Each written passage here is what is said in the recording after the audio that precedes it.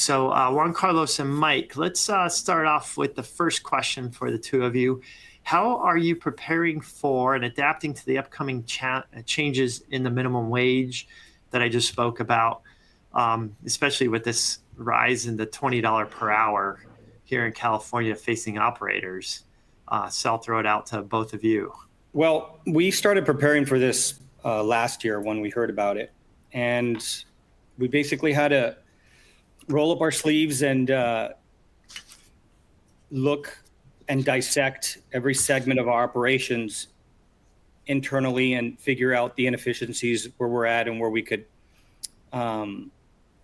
make adjustments. And so I basically broke down my operations in like 6 segments. For me, I'm more of a lunch. So we basically have our morning, our pre-lunch, our lunch, post-lunch, dinner, and closing. So we figured out where we can cut and be more efficient labor-wise there, but we never touched the core bread and butter of our business, which is identifying that our lunch business we would never try to circumvent service in that part of our business. So being that we know that it's a big bump, we have to trust that we have to hold our people more accountable and demand excellence and flawless execution. And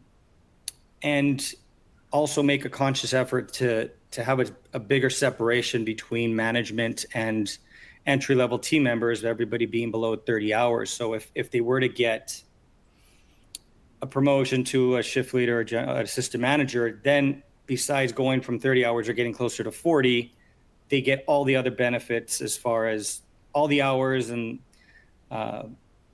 medical and dental, and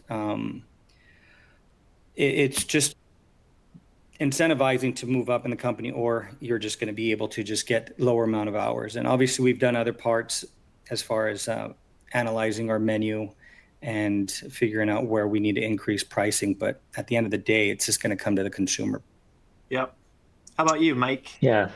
So, I mean, similar to Juan Carlos, we started this process of trying to transition and prepare for April back probably last year, right? So for us, it's all about how do we make our team more productive? So for us at McDonald's, we've got kitchen people, we've got service, right? So we're trying to just train all the kitchen to do service and just be able to flex in and out wherever the need is greatest. And also with regard to, productivity, we look at our labor on an hourly basis, whatever, like crew hours, labor percentages, your transactions per hour, it's all looked at on an hourly basis, trying to figure out where that biggest opportunity is.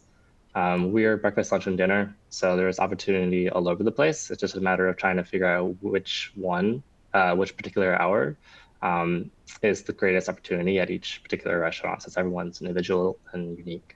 No, that's a good point. Different areas might have different times of the day that do better. You have to look at each one uniquely. We didn't discuss this question before, but I wanted to bring it up though, and I think now is a good time when we're talking about the $20 per hour. I mean, have you sensed any silver lining with this $20 per hour increase in wages? Have you seen a higher level employee, or do you expect a higher level employee to come and work for your operations at the higher wage rate? I believe that we will have an advantage for a good year until the smaller organizations have to step up and pay, because people are going to start leaving the other small restaurants because we'll be outpaying them, because basically our entry level is 20, but obviously clearly management's going to be making well over that as well. So I feel it'll be an employer's market for organizations like ourselves to be able to get the cream of the crop employment. It'll be difficult. It's definitely difficult, but I think for a good year, I think 2024, 2025, it'll be a good year for us as far as employment. But when we cut, it's going to be only like 10 minutes here, 10 minutes there. But I really feel that we'll have a good opportunity, a good labor force. Yeah, and then I was also curious about this impact back when we first heard about last year, and I expected to see people coming from outside the QSR industry or from the restaurant industry. It's actually happening. I'm actually seeing people come from the nursing industry and from just other manufacturing.